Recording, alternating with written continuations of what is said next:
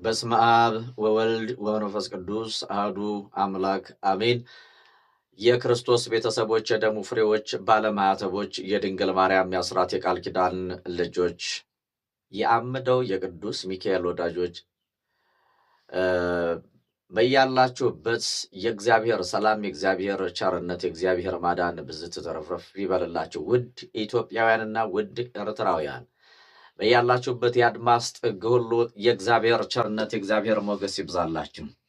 ድንቅ ድንቅ ምስክርነት እየተሰጠ ይገኛል። ስላምደው ቅዱስ ሚካኤል ገና ብዙ ነገር ብዙ እንሰማለን፣ ብዙ ይደረጋል፣ ብዙ እናያለን።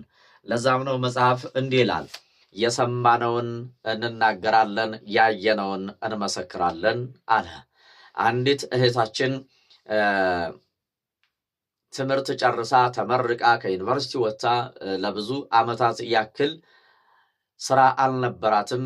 ተምራ እንዳልተማረች መስራት እየፈለገች ነገር ግን ስውር እስር ገጥሟት ጥፍንግ ተደርጋ ተይዛ ታስራ እንዳትሰራ በበድሏ በሕይወቷ በዘመኗ በጊዜዋ እንዳትጠቀም ያደረጋት እርኩስ መንፈስ አጋንንት ገና ወደዛ ወደ ገዳሙ ስንሄድ ነው ገዳሙ ጋር ደርሰን ስንመለስ መንገድ ላይ ተደወለላት። የተዋህዶ ልጆች ስለ አምደው ቅዱስ ሚካኤል ተአምር ነው እየተነገረ ያለውና ጆሮቻችሁን ሰጥታችሁ እንድትሰሙኝ እፈልጋለሁኝ። ምክንያቱም ይህንን የምናገረው ይህንን ድንቅ ምስክርነት የምናገረው እናንተም እንድትድኑ የታሰራችሁ እንድትፈቱ ከስራታችን እንድንፈታ ስለምፈልግ ማለት ነው። እና ይቺ እህታችን ገዳሙ ጋር ደርሰን ስንመለስ ገና መንገድ ላይ ስንደርስ ተደወለላት። ተደውሎ የተነገራት ምንድን ነው? ለምንድን ነው ስልክሽ የማይሰራው? ከትናንት ጀምረን ስንደውል በተለያየ ስልክ ሞከርነው፣ ስልክሽ ዝግ ነው፣ ለምንድን ነው ሲሏት፣ ምን ነው በሰላም ነው? ምን ተገኝቶ ነው? ምን ሆናችሁ ነው? ችግር አለ ምናምን ብላ ስትጠይቃቸው፣ አራ ችግር የለም፣ ለዘመናት የነበረው ችግርሽ ፍላጎትሽ እየተሳካ ስለሆነ ነው፣ ስራ ስለተገኘ ነገ ስራ እንድትጀምሪ ፈልገን ስለነበረ ስንደውልልሽ ደግሞ ስልክሽ አይሰራም ባሏት። ምክንያቱም እዛ ቦታ ላይ ስልክ አይሰራም። ገዳሙ ጋር ከደረስን በኋላ ስልክ የሚባል ነገር አይሰራም ማለት ነው። በረሃ ነው። ያያችሁትም አይታችሁታል፣ ያልሄዳችሁም ደግሞ በቪዲዮ ተከታተላችሁታል። እንዴት ምን አይነት የመሬት ጥልቅ ስምጥ እንደሆነ አይታችሁታል። እዛ ውስጥ ገብተን ተባርከን ጸሎት አድርገን አብዛኞቻችን እንግዲህ ለምስክርነት በቅተናል ማለት ነው። እና ይህች እህታችን ገና ገዳሙ ጋር ደርሳ ስትመለስ መንገድ ላይ ስትደርስ ነው። ተመልከቱ፣ ቤቷ እንኳን አልደረሰችም። ማስታወቂያ እስኪ እንደው ገዳሙ ጋር ሂጃለሁኝ አሁን ደግሞ እስኪ ማስታወቂያ ልከታተል ብላ በቴክኖሎጂም ሆነ እንደዚሁ በእግር ፍለጋ አልሄደችም። ትራንስፖርት አውጥታ አልሄደችም። ማስታወቂያ ለመፈለግ ወደ የተለያየ ድርጅት አልሄደችም፣ አልጠየቀችም። ይልቁኑ ያ ታስሮ የነበረው እድሏ ተፈታላት፣ ተለቀቀላት። ገና ገዳሙ ጋር ደርሳ ስትመለስ ቤቷ እንኳን አልደረሰችም። መንገድ ላይ ስትደርስ ተደወለ። ነገ ስራ ጀምሪ ተባለች። ያምደው ቅዱስ ሚካኤል ተአምር ይለያል። በእውነት ነው የምላችሁ፣ ይለያል። ሁላችሁም ይሄንን መልእክት ይሄንን ምስክርነት እየሰማችሁ እንድትፈቱልኝ ስለምፈልግ ነው። የብዙዎቻችን ህይወት እየተቀየረ ነው ስላችሁ ዝም ብዬ እናንተን ለማታለል እንዳይመስላችሁ፣ እናንተን ለማጓጓት እንዳይመስላችሁ። እውነትና እየሆነ እየተደረገ ያለ ወደፊትም ሊደረግ ያለ ሊመጣ ያለ በረከትና ድነት መፈታት አለ። ከዚህ ከስራታችሁ አሁን ካላችሁበት ይውላችሁ። አሁን እንዳታገቡ ካደረጋችሁ እስራት፣ እንዳትወልዱ ያደረጋችሁን መንፈስ፣ እንዳትሰሩ ያደረጋችሁን አጋንንት፣ በረከት እንዳይኖራችሁ ያደረጋችሁን እንዳትባረኩ በኑሯችሁ፣ በትዳራችሁ፣ በስራችሁ፣ በጤናችሁ፣ በትምህርታችሁ፣ በእውቀታችሁ፣ በጸጋችሁ፣ በሰራችሁት ስራ በረከት እንዳይኖራችሁ፣ ፍቅር፣ ሰላም እንዳይኖራችሁ ያደረጋችሁ ያሰራችሁ ጥላት እሱ ራሱ የሚታሰርበት ታላቅ ገናና የሆነ የድነት ስፍራ የድነት ቦታ ነው። እኔ አምደው ቅዱስ ሚካኤልን ብዬ እምነግራችሁ ከዚህ በላይ ስሙን ጠርቼ ከመናገር ውጪ ሌላ እንዴትም አድርጌ ላስረዳችሁ አልችልም። ኑና ተፈቱ ነው ምላችሁ። መዳን የናፈቃችሁ፣ ከስራታችሁ መፈታት የናፈቃችሁ፣ ለዘመናት ታስራችሁ ኧረ ምን ሆኜ ነው ህይወቴ የተመሰቃቀለው፣ ምንድነው በህይወቴ በኑሮዬ ያለው ምን ሆኜ ነው እያላችሁ የተጨነቃችሁ ያዘናችሁ፣ እውነቴን ነው ምላችሁ፣ ኑና ተፈቱ፣ ኑና ዳኑ። ስሙን ጥሩት። ባላችሁበት ሁናችሁ ደጁ ላይ እስከምትደርሱ ድረስ አምደው ቅዱስ ሚካኤል፣ አምደው ቅዱስ ሚካኤል፣ አምደው ቅዱስ ሚካኤል ድረስልን፣ ህይወቴን ታሪኬን ቀይረው ምልክትህን አሳየኝ ያሉ ሁሉ ምልክት አይተዋል። ስመ ክርስትናቸውን ጸሎት ማስደረጊያ መባቸውን ልከው ምልክት አይተዋል። በህልም የተገለጸላቸው አሉ። የሚገርማችሁ ነገር መባቸውን ልከው በህልም ተገልጦ ያደረጉባትን የመተቱባቸውን ሰዎች በግልጽ አሳይቷቸው እንዴት መፈታት እንዳለባችሁ አምደው ቅዱስ ሚካኤል ለልጆቹ ስሙን ለጠሩት ሁሉ ይገለጣል ነው የምላቸው። እግዚአብሔር የተመሰገነ ይሁን። በአሁኑ በነበረን ጉዞም እንደዚሁ ብዙ ሰዎች ከስራታቸው ተፈተዋል። አይታቸዋል። እንግዲህ ቪዲዮውን ቀንጨብ አድርጌ ለማሳየት ሞክሬያለሁ። ሁሉም ባይተላለፍ ነገር ግን እንዴት እንደነበረ ለማሳየት ሞክሬያለሁ። ብዙ ሰዎች ከስራታቸው ተፈውሰዋል፣ ከስራታቸው ተፈተዋል፣ የፈውስ አገልግሎት አግኝተዋል። የተጋለጠው ተጋልጧል። ለዘመናት ለብዙ ዓመታት አድፍጦ የነበረው ሲያንከራትታቸው በየጸበሉ በየገዳማቱ በተለያየ ቦታ ሲያንገላታቸውና ሲያሰቃያቸው የነበረ መንፈስ ብዙ ሰዎች ተጋልጦላቸዋል። እኔ አምደው ቅዱስ ሚካኤልን እያልኩ ነው የምነግራችሁ። ምክንያቱም ለምን ብትሉኝ እናንተም እንድትፈቱ፣ እናንተም እንድትድኑ፣ እናንተም ህይወታችሁን ህልማችሁን መኖር እንድትጀምሩ ስለምፈልግ ማለት ነው። ጆሮ ያለው ይስማ። ይህንን መልእክት ሰምታችሁ አምደው ቅዱስ ሚካኤል እያላችሁ ስሙ። አንድ አባት ምንድነው ያሉኝ፣ ስመ ክርስትናቸውን ልከው ነበር። ብዙ ሰዎች አምደው ቅዱስ ሚካኤልን ብዬ የምነግራችሁ ብዙ ሰዎች ማለት ነው፣ ብዙ ሰዎች መሄድ ያልቻሉ ሰዎች ክርስትና ስማቸውንና ጸሎት ማስደረጊያ መባቸውን ሰጥተው በጣም ብዙ ድንቅ ተአምር የተደረገላቸው። እኔ ደጁ ላይ ስንሄድ ደግሞ ምን ያህል በረከት እንደምናገኝ፣ ምን ያህል ጸጋ እንደምናገኝ፣ ምን ያህል ኃይል እንደምናገኝ በዚህ ይህንን ያህላል ብዬ ግምት ላወጣለት አልችልም። ይገርመኛል። እኔ አምደው ቅዱስ ሚካኤል ይለያል እና እኛ አባታችን ክፍለ ሀገር ነው የሚኖሩት። በአንዳንድ ችግር ምክንያት ወደዚህ ቦታ ወደዚህ ገዳም መምጣት ከኛ ጋር መሄድ አልቻሉምና ልጄ እባክህን ገንዘቤ ወጥቶ አይመለስም፣ ለሰው ገንዘብ እሰጣለሁ። ገንዘብ ከኔ ሲወስዱ በቃ አልቅሰው አንብተው እግሬ ስር ተንከባለው የወሰዱት ገንዘብ መልሱልኝ ስላቸው ደግሞ ጥላት ይሆኑብኛል። ጥላት መልሰው ለኔ በገንዘቤ እንደገና ይጠሉኛል። ገንዘቤን ስለጠየቁ ብቻ ይጠሉኛል እና ብዙ ገንዘብ ለሰዎች ሰጥቼ በዛው ቀልጧል፣ እንደ ቅቤ ቀልጦ ቀርቷል። ሰዎቹ አሁን እኔን ጥላት አድርገውኛል። እኔ በምሄድበት አይሄዱም፣ እኔ በምቀመጥበት ቦታና ስፍራ አይቀመጡም እና ባክህን ልጄ አሉኝ፣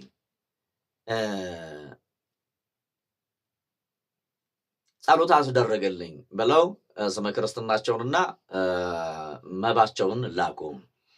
የሚገርማችሁ ነገር በዕለቱ ማለት ነው መቋሚያው የተዘቀዘቀው መቋሚያ የተጣለው ጸሎት የተደረገው ዓርብ ሄደን ቅዳሜ ነበር እና በዕለተ ቅዳሜ የሚገርማችሁ ነገር በዕለተ ቅዳሜ የዛኑ ዕለት ማለት ነው አንዱ 2 ሚሊዮን ብር ሰጥቸው ነበር እና ያ 2 ሚሊዮን ብር በሽማግሌ ቢባል በምን ቢባል ቀነ ቀጠሮ ይሰጣል።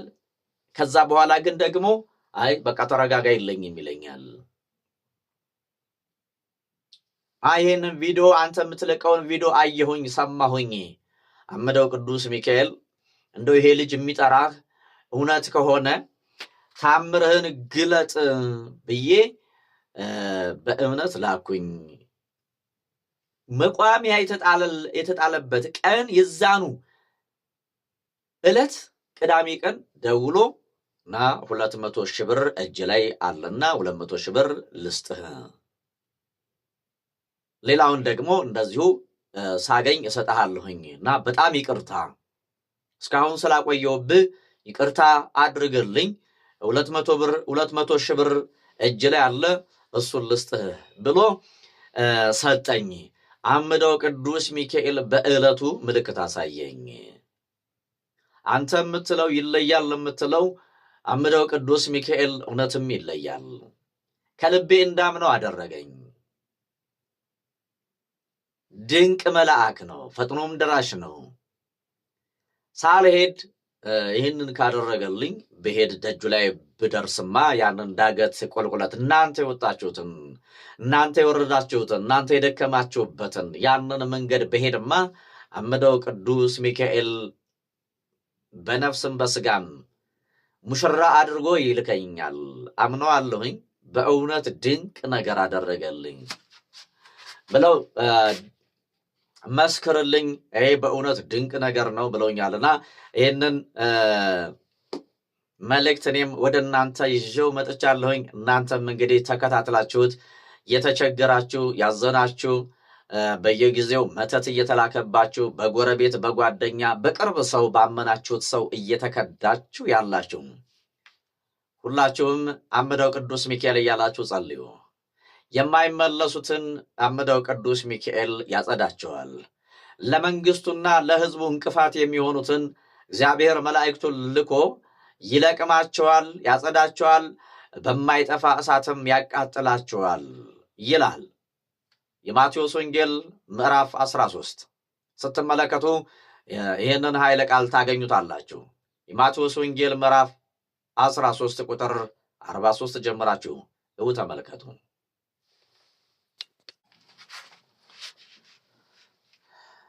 ውድ አድማጭ ተመልካቾቼ እንግዲህ እግዚአብሔር በሕዝቡና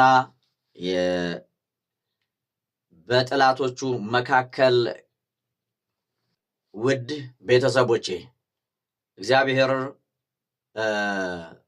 በኃጥአንና በጻድቃን ላይ መላእክቱን እየላከ ፍርድ እንደሚሰጥ አጥፊ የሆኑትን መንግስቱንና ሕዝቡን የሚቃወሙትን ሕዝቡን የሚያሳድዱትን መላእክቱን ልኮ ቅዱስ ሚካኤልን ልኮ እንዴት እንደሚያጠፋቸው እንዴት እንደሚቀጣቸው በንስሐ የማይመለሱትን በጾም በጸሎት የማይመለሱትን ለፍቅርና ለትህትና ያልታደሉትን ከዳቢሎስ ጋር ኑሯቸውን ያደረጉትን እንዴት እንደሚያስወግዳቸው የመጽሐፍ ቅዱስ ክፍል የሆነውን የማቴዎስን ወንጌል ላንብብላችሁ ስሙኝ።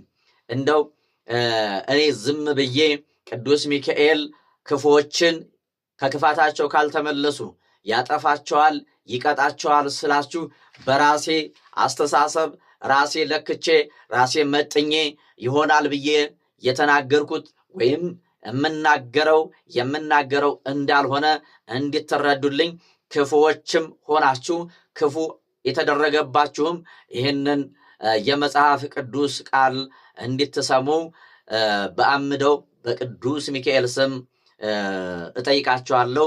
ተጋበዙልኝ።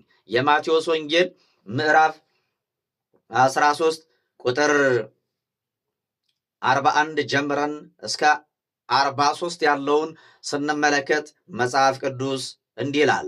ተናጋሪው ራሱ መድኃኒተ ዓለም ኢየሱስ ክርስቶስ ሲሆን መልእክቱ የተላለፈው ለእኔና ለእናንተ መሆኑን ልብ አድርጋችሁ ስሙ።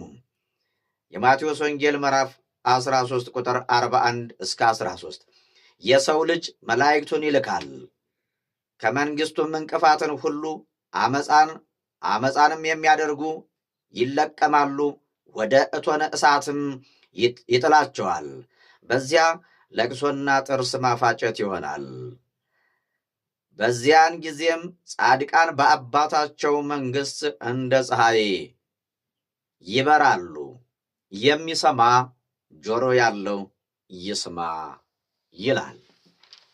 እና እንዴት ታዲያ እግዚአብሔር እንዴት ሰውን ያጠፋል? ሰውን ፈጥሮ እንዴት ያጠፋል እያላችሁ የምትጃጃሉ ሰዎች ልትኖሩ ትችላላችሁ። አያችሁ፣ እግዚአብሔር ሰው አድርጎ ነው የፈጠረው። ነገር ግን ባስቀመጠበት ዓላማ ካልተገኘ ያ ሰው ሰው አይደለም። ያ ሰው ራሱን ለውጧል ማለት ነው። ያ ሰው ለፈጣሪው ለእግዚአብሔር ካልተገዛ፣ ለፈጠረው ለእግዚአብሔር ካልተንበረከከ፣ ለሰዎችም ጭምር እንቅፋት የሚሆን ጎረቤት፣ ጓደኛ፣ ዘመድ፣ አዝማድ ካለ እሱ ይጠፋል። እናንተ ወደ እግዚአብሔር ስትጮሁ እርሱ ደግሞ ወደ ሰይጣን ሲገሰግስ እግዚአብሔር ለማን ይረዳል? እግዚአብሔር ለማን ያግዛል? እንዴት ነው የተጋረደብን? እንዴት ነው የጨለመብን? እናንተ አእምሯችን በጣም ይገርመኛል እኮ። ታዲያ እግዚአብሔርነቱ የሚታወቀው በኃይሉ ነው።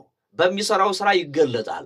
ስሙን የሚጠራ ሁሉ ይድናል። በእምነቱ ነው የሚጠራ፣ ሕጉን የሚጠብቅ ጌታ ሆይ አድነኝ አድነኝ አድነኝ እያለ እንደ ቅዱስ ጴጥሮስ የሚጮኸውን ሁሉ እግዚአብሔር መልአኩን እየላከ አምደው ቅዱስ ሚካኤልን እየላከ ያድናቸዋል። መዳን አትፈልጉም? በመተት የታሰራችሁ መዳን አትፈልጉም? እንደው ኑሯችሁ አልቃናላችሁ ያላችሁ ሰዎች እየተማራችሁ ዕውቀት አልባ የሆናችሁ፣ ዕውቀታችሁ የተወሰደባችሁ፣ ጸጋ ማስተዋላችሁ የተወሰደባችሁ መዳን አትፈልጉም? መፈታት አትፈልጉም?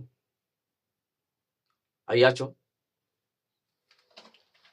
የቻላችሁ ቦታው ላይ ደርሳችሁ፣ ያልቻላችሁ ደግሞ ስመ ክርስትናችሁን በመላክ እዚህ ቦታ ላይ እንድትፈቱ መልእክቴን አስተላልፋለሁ።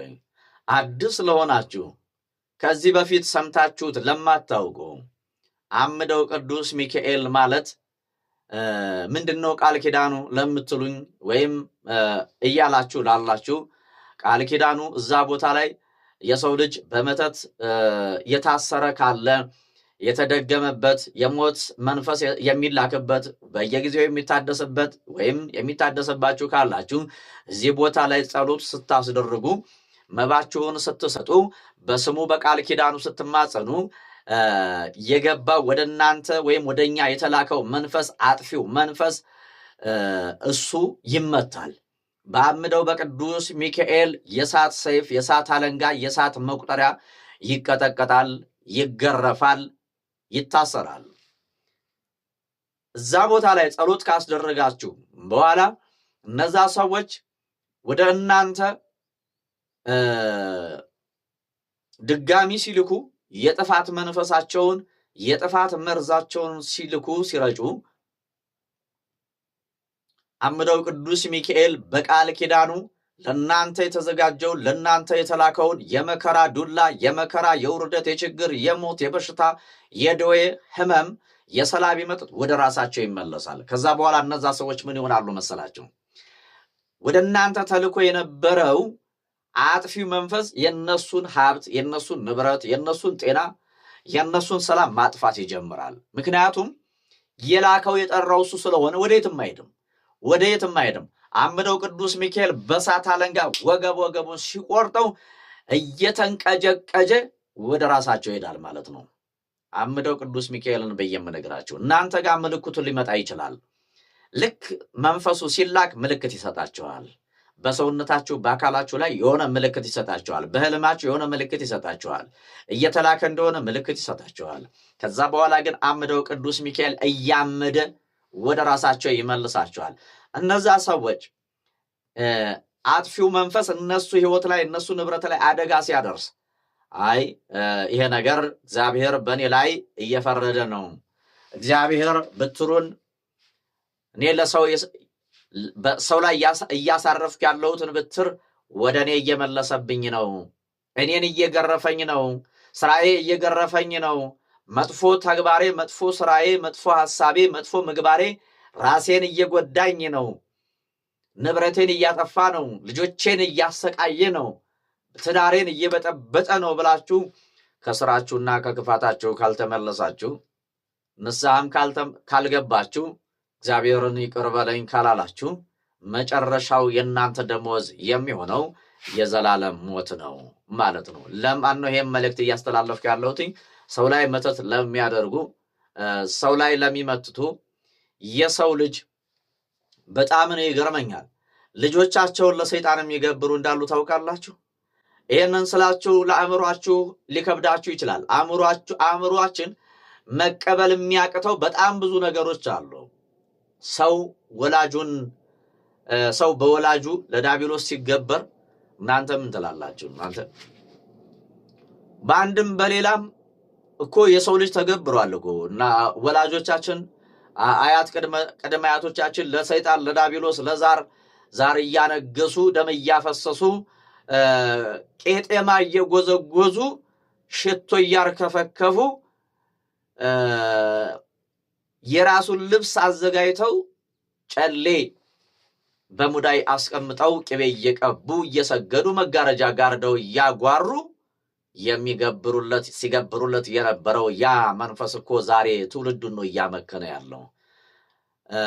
በአምደው ቅዱስ ሚካኤል የተላለፈውን አይታችሁታል። እንግዲህ ወጣቱ አብዛኛው ወጣት አሁን እየነቃ ነው። በሚተላለፈው መልእክት ጨሌ እናት አባቱ ሲያመልኩትን የነበረውን ጨሌ ይዞ መጥቶ ይሄው ቅዱስ ሚካኤል ሴራውን ያፍርስ፣ በህይወታችን በኑሯችን በዘር ሐረግ የተላለፈውን የርኩስ መንፈስን ማደሪያ የሆነውን ጨሌ ይሄው አስረክቤያለሁኝ፣ ከዛሬ ጀምሮ ህይወቴን ቤተሰቤን ለቅዱስ ሚካኤል አስረክቤያለሁኝ ብሎ ይዞ የመጣውን ልጅ አላያችሁትም?